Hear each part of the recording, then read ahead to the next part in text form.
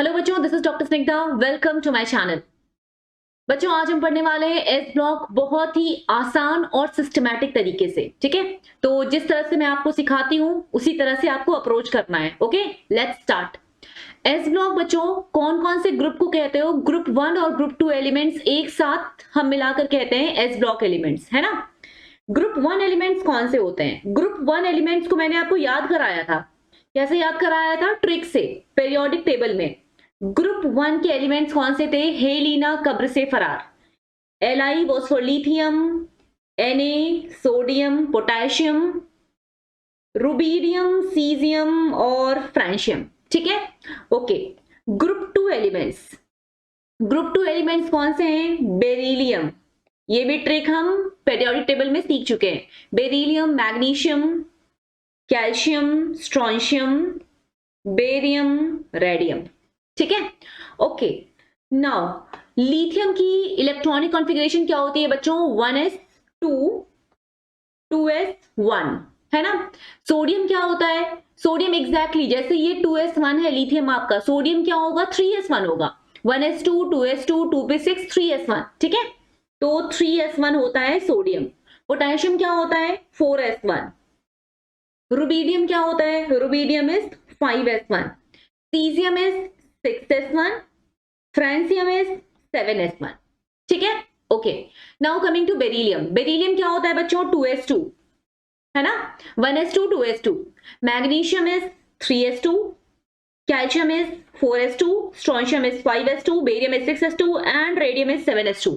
ठीक है, तो आप ये देखो कि आउटर मोस्ट शेल की कॉन्फ़िगरेशन एक पर्टिकुलर ग्रुप में जितने भी एलिमेंट्स हैं उनकी लगभग एक जैसी है। सिमिलरली ग्रुप 2 में भी बात करोगे तो जो आउटर मोस्ट शेल कॉन्फ़िगरेशन है वो क्या है? NS2, N being outermost shell, है ना। तो जब आउटर मोस्ट शेल की इलेक्ट्रॉनिक कॉन्फ़िगरेशन एक जैसी है तो इसका मतलब है एक ग्रुप में जितने भी एलिमेंट्स बिलोंग कर रहे हैं उनकी केमिकल प्रॉपर्टीज भी लगभग एक जैसी होगी, क्योंकि केमिकल प्रॉपर्टीज को डिटरमिन कौन करता है? आउटर मोस्ट शेल के इलेक्ट्रॉन्स। ओके, अब एक कॉन्सेप्ट सीखो। पोलराइजेशन याद है ना? हमने कब पढ़ा था पोलराइजेशन? केमिकल बॉन्डिंग में पढ़ा था पोलराइजेशन। क्या पढ़े हो पोलराइजेशन में? यहाँ पे आप जानते हो पोलराइजेशन हमेशा किस में देखने को मिलता है? Only in ionic compounds. क्या होता है? एक कैटायन है, ठीक है, और एक एनायन है।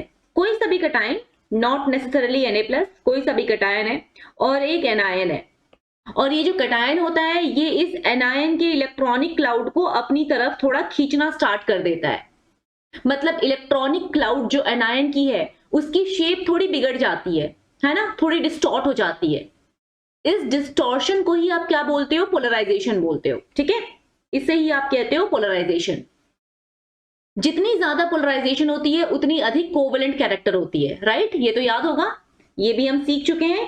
पोलराइजेशन जितना ज्यादा उतना ही अधिक कोवेलेंट कैरेक्टर।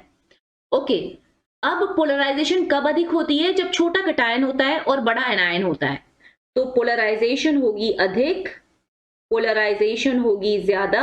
कब? जब होगा छोटा कैटायन, स्मॉलर कैटायन, और एनायन कैसा होना चाहिए? लार्जर होना चाहिए, है ना। Anion, larger anion. ठीक है, ओके।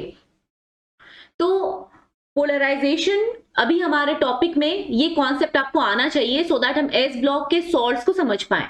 पोलराइजेशन जितनी अधिक होगी हमेशा कोवेलेंट कैरेक्टर उतनी ज्यादा होगी। कोवेलेंट कैरेक्टर अगर बढ़ता है तो आयनिक कैरेक्टर डिक्रीज हो जाता है। Fine, okay. चलिए अब एक कार्बोनेट को ड्रॉ करती हूं, CO3 2-। कार्बोनेट को ऐसे कुछ ड्रॉ करते हो ना, O- यहां पर, O- यहां पर, ये कार्बोनेट है।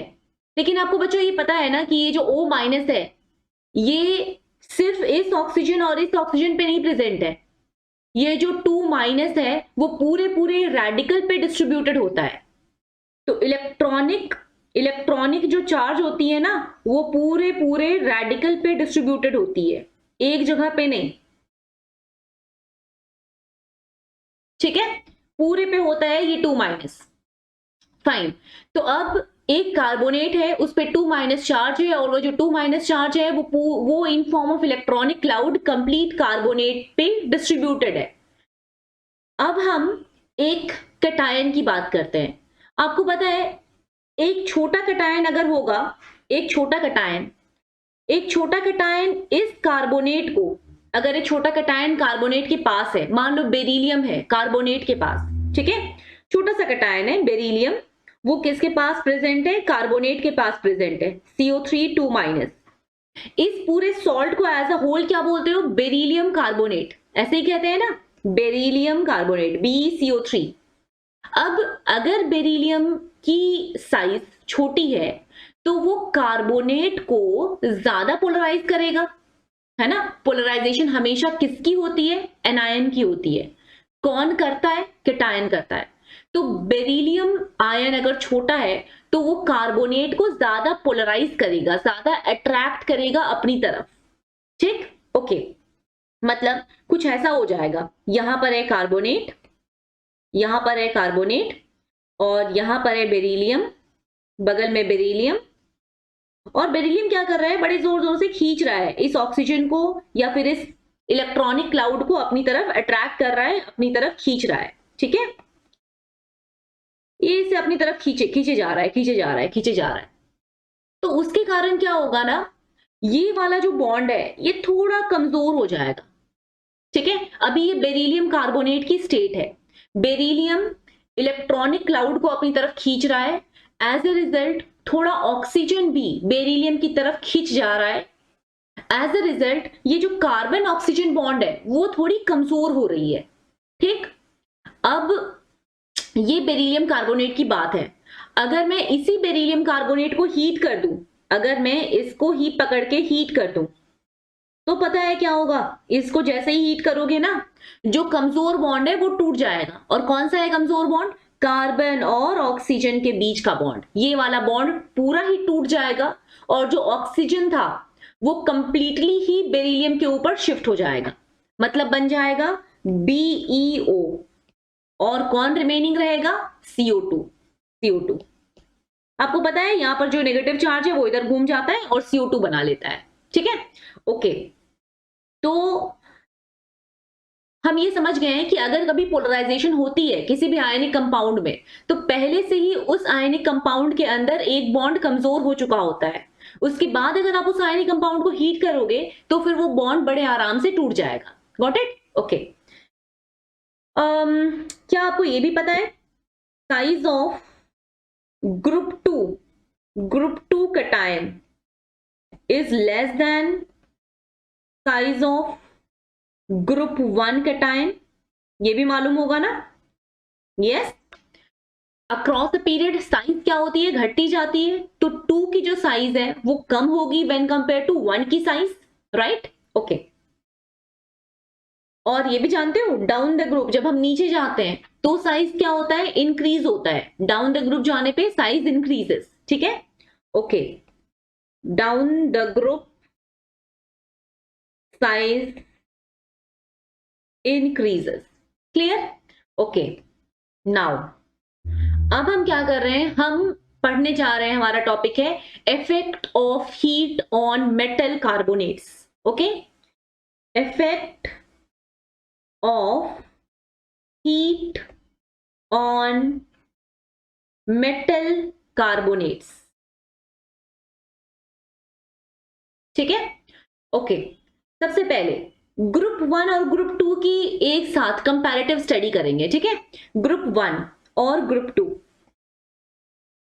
ग्रुप 1 में सबसे छोटा वाला मेटल कौन सा है? लिथियम। सबसे छोटा लिथियम है। तो इसका मतलब है लिथियम कार्बोनेट को बहुत ज्यादा पोलराइज कर देगा, ठीक। जहां पोलराइजेशन होती है वहीं पर अंदर में बॉन्ड कमजोर हो जाती है और फिर बड़े आराम से ब्रेक हो जाती है, ठीक। तो पोलराइजेशन लिथियम के केस में बहुत अच्छा है। So lithium carbonate Li2CO3, lithium के ऊपर प्लस चार्ज, कार्बोनेट के ऊपर 2 माइनस चार्ज। लिथियम कार्बोनेट जो है उसको अगर आप हीट करते हो तो ये क्या बनाता है? Li2O प्लस CO2, ठीक, ओके। सिमिलरली ग्रुप 2 के जो एलिमेंट्स है वो छोटे छोटे होते हैं साइज में, तो बेरिलियम कार्बोनेट को अगर आप हीट करोगे तो क्या बनेगा, बेरिलियम ऑक्साइड और CO2। ओके, मैग्नीशियम कार्बोनेट को आप हीट करोगे तो क्या बनेगा, मैग्नीशियम ऑक्साइड और CO2 अगेन। कैल्शियम कार्बोनेट को आप हीट करोगे तो क्या होगा, कैल्शियम ऑक्साइड बनेगा और CO2 बनेगा। स्ट्रोंशियम और बेरियम कार्बोनेट को भी अगर आप हीट करोगे तो क्या बनेंगे, ऑक्साइड्स बनेंगे और CO2 बनेंगे। ठीक है, ओके। नाउ अगर हम लिथियम कार्बोनेट को हीट करते हैं तो हमें मिलता है लिथियम ऑक्साइड Li2O और CO2। लेकिन वहीं अगर आप नीचे वाले जो हैं मेटल्स उनके कार्बोनेट को हीट करो, अगर आप हीट करो Na2CO3 को या K2CO3 को या फिर Rb2CO3 को या फिर CS2CO3 को, इन सभी सीजियम कार्बोनेट, इन सभी को हीट करोगे ना तो इनके अंदर पोलराइजेशन नहीं हो रही होती है, बहुत कम हो रही होती है। अगर ये कार्बोनेट को अपनी तरफ खींच नहीं रहे हैं तो वो जो बॉन्ड है CO वाला बॉन्ड वो कमजोर नहीं होगा, और अगर वो कमजोर नहीं होगा तो फिर हीट करने पे टूटेगा नहीं। तो ये कारण है कि इन सभी केसेस में क्योंकि कटायन की साइज अधिक है, दैट्स वाई पोलराइजेशन कम होता है, और पोलराइजेशन अगर कम होगा तो इसका मतलब है हीट करने पे ये सारे सॉल्ट CO2 इवॉल्व नहीं करेंगे। ओके, तो इन सभी केसेस में you won't see any effect of heat, no effect of heat. Okay, fine.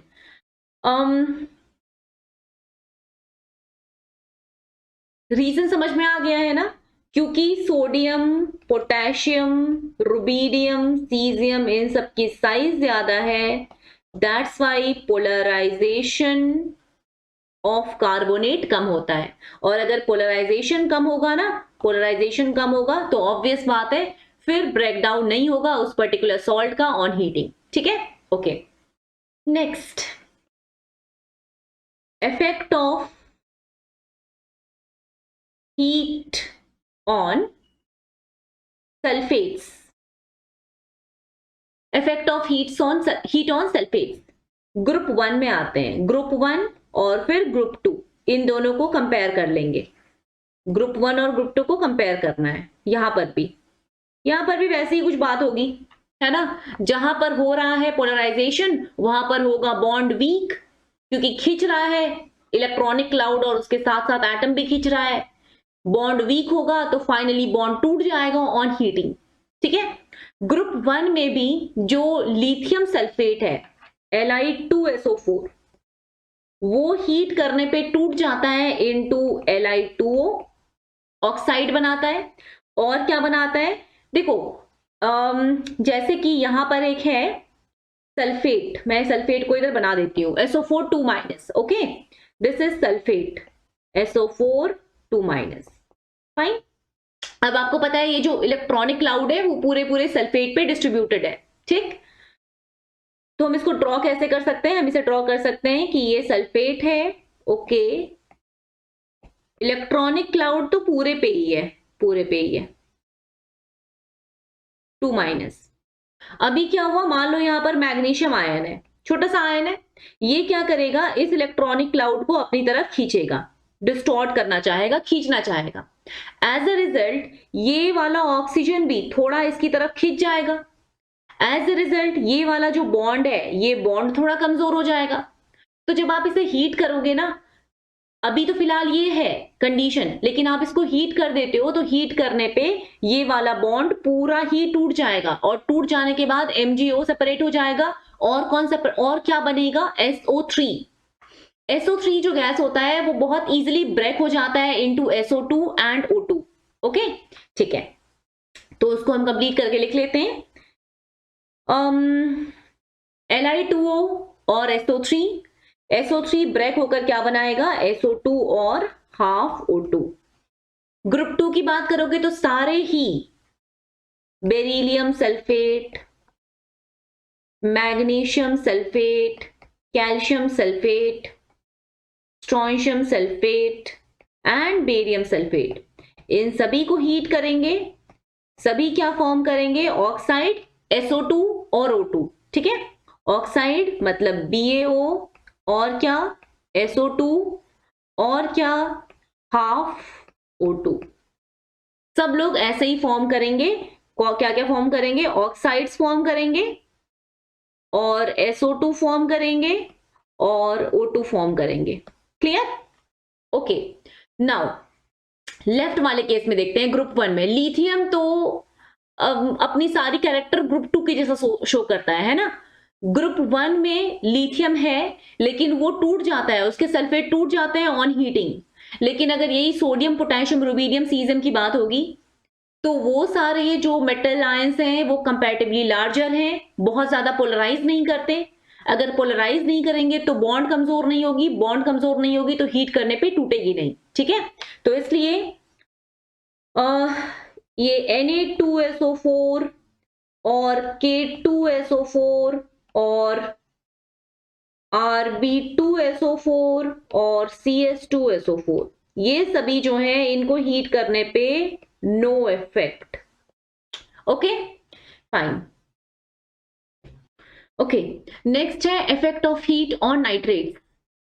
Effect of heat on nitrates, यहां पर भी वही होना है। जो लिथियम है वो स्मॉल कटायन है, बड़े आराम से उसके जो सॉल्ट होंगे वो ब्रेक हो जाएंगे ऑन हीटिंग, है ना, क्योंकि उनके अंदर ज्यादा पोलराइजेशन है, ठीक है। लिथियम नाइट्रेट को हीट करोगे तो क्या बनेगा? Li2O plus NO2 plus half O2। Beryllium nitrate को हीट करेंगे तो क्या बनेगा? Again BO plus NO2 plus O2, ठीक है। Beryllium oxide plus NO2, beryllium oxide plus NO2 plus O2, ठीक है। तो ऑक्साइड, NO2 और O2 बन रहा है हर केस में। तो मैग्नीशियम नाइट्रेट हो या कैल्शियम नाइट्रेट हो या स्ट्रोंशियम नाइट्रेट हो या बेरियम नाइट्रेट हो, सभी केसेस में क्या होंगे? ऑक्साइड्स बनेंगे, NO2 बनेगा और O2 बनेगा। O2 के बारे में एग्जाम में दिया रहता है, it is a gas which favours combustion. NO2 के बारे में दिया रहता है रेडिश ब्राउन गैस, ठीक है। कब आइडेंटिफाई कर लेना कभी इन गैसेस को अगर इस तरह से करके मेंशन कर देता है एग्जामिनर तो, ओके। ये सभी, इन सभी को हीट करने पे वही सेम पुरानी बात, इन सभी को हीट करेंगे, सभी टूट जाएंगे और टूट करके क्या बनाएंगे? सभी टूट करके बनाएंगे ऑक्साइड्स और क्या? NO2 और क्या? O2, ठीक है ना। Okay, now coming to Na, potassium, rubidium and caesium. NaNO3 इसको हीट किया। देखो इस बार थोड़ा सा डिफरेंट है। NaNO3 को हीट करने पे NaNO2 और O2 बनता है। अब ऐसा क्यों हो रहा है आपको पता है? ये जो NO3 माइनस है, ये जो NO3 माइनस है, इसकी हो रही है पोलराइजेशन। कौन कर रहा है? कोई भी, मान लिया लिथियम है या बेरिलियम है, कोई भी इसकी पोलराइजेशन कर रहा है। तो उस पोलराइजेशन के कारण बेरिलियम 2+, थोड़ा इधर करके लिख देते हैं, बेरिलियम 2+, इस पोलराइजेशन के कारण क्या होगा? ये जो ऑक्सीजन है ये थोड़ा खिंचा चला जाता है टुवर्ड्स बेरिलियम और ये वाली बॉन्ड कमजोर हो जाती है और बन जाता है BO। तो जो ऑक्साइड्स बन रहे हैं वो क्यों बन रहे हैं? Because of polarisation. लेकिन जो NO, ये जो बचा, इनमें से अगर कोई बॉन्ड टूट रहा है, नाइट्रोजन, अगर नाइट्रोजन ऑक्सीजन है, इनमें से अगर कोई बॉन्ड टूट करके ऑक्सीजन बना रहा है, इसका मतलब है कि यहां पर पोलराइजेशन वाली कोई बात नहीं है, ठीक है। तो पोलराइजेशन अगर होता तो हमेशा ऑक्साइड्स बनेंगे। फाइन, ये वाला बॉन्ड अगर टूट रहा है इट मींस आपका नाइट्रेट रेडिकल बहुत एक्टिव है, ठीक है। ओके, तो लिख लेते हैं फिर, NaNO3 हीट करने पे ऑक्साइड्स नहीं बनाता है, NaNO2 मतलब नाइट्रेट जो है ना NO3 माइनस, वो ही बीच में से टूट जाता है ऑन हीटिंग। NaNO2 बन जाता है, NO2 सेपरेट हो जाता है, O2 अलग हो जाता है, हाफ O2 अलग हो जाता है, ठीक। ओके, तो NaNO3 हीट करने पे क्या बनाएगा? NaNO2 और हाफ O2। KNO3 क्या बनाएगा ऑन हीटिंग? KNO2 और हाफ O2 अगेन। सभी का यही है और इसका भी यही है। क्या होता है? क्या बनता है? Nitrites. NO3 minus is nitrate, NO2 minus is nitrite. Nitrite plus oxygen, ये बनता है Na से लेकर सीजियम तक, ठीक है। ओके, अब एक क्वेश्चन है, सबसे पहले कार्बोनेट के केस में एक क्वेश्चन आता है।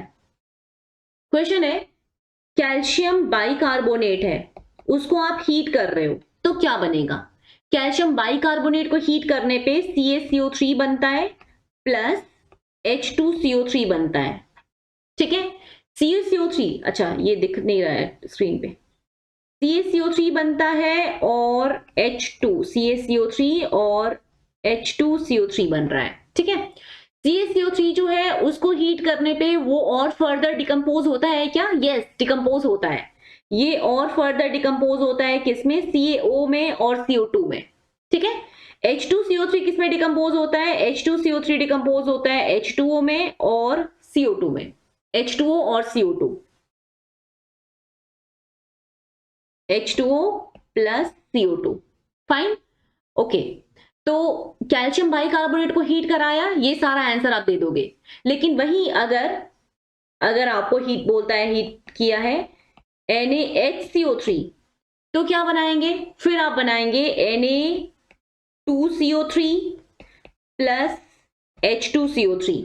Na2CO3 को और ब्रेक नहीं करोगे, ठीक है। बाइकार्बोनेट को हीट करने पे कार्बोनेट बनता है और कार्बोनिक एसिड बनता है। ये जो Na2CO3 है उसको और हीट करने से वो और ब्रेक नहीं होता है ना। H2CO3 तो ब्रेक हो जाता है इनटू H2O एंड CO2, तो ये तो अभी भी ब्रेक हो जाएगा, किसमें? H2O में और किसमें? CO2 में, ओके फाइन। एक क्वेश्चन और पूछा जाता है, CaSO4 2H2O, इसे हीट करोगे 150 डिग्री सेल्सियस पे तो क्या बनेगा? CaSO4 half H2O, okay. CaSO4 2H2O gypsum होता है और CaSO4 हाफ H2O होता है plaster of Paris, plaster of Paris, ठीक है। इसको और फर्दर हीट करेंगे तो क्या बनेगा? CaSO4 अलग हो जाएगा और H2O अलग हो जाएगा। और आपको पता है CaSO4 हीट करने पे ब्रेक हो जाता है into CaO and SO2 and half O2 plus H2O तो बनेगा ही, ओके फाइन।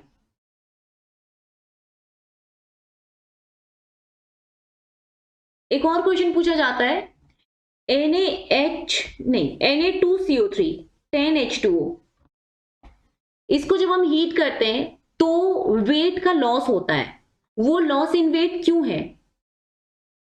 H2O के रिलीज के कारण या CO2 के रिलीज के कारण या बोथ या फिर नन? तो Na2CO3 10H2O को अगर आप हीट करते हो तो क्या बनता है? Na2CO3 plus H2O, right. Na2CO3 और ज्यादा ब्रेक होता है क्या? नहीं, Na2CO3 को और ब्रेक हम नहीं कर सकते। इसका मतलब है कभी भी इस केस में CO2 इवॉल्व नहीं होगा। लॉस इन वेट क्यों हो रहा होता है? क्योंकि H2O वाटर ऑफ क्रिस्टलाइजेशन जो है वो डिसअपियर हो गया है, वो इवेपोरेट हो गया है, ओके। तो loss in weight is due to loss of H2O, not CO2, okay fine. तो थर्मल स्टेबिलिटी इन तीनों सॉल्ट की बहुत इंपॉर्टेंट है। इनको अच्छे से रीजन के साथ पढ़िए, एक बार पढ़ने पे याद हो जाएगा। अगर आप रीजन के साथ पढ़ोगे तो याद करने लगोगे इंडिविजुअल सॉल्ट को तो बहुत मुश्किल है, okay. So keep revising, keep practising, do like, share and subscribe the channel. Thank you, bye.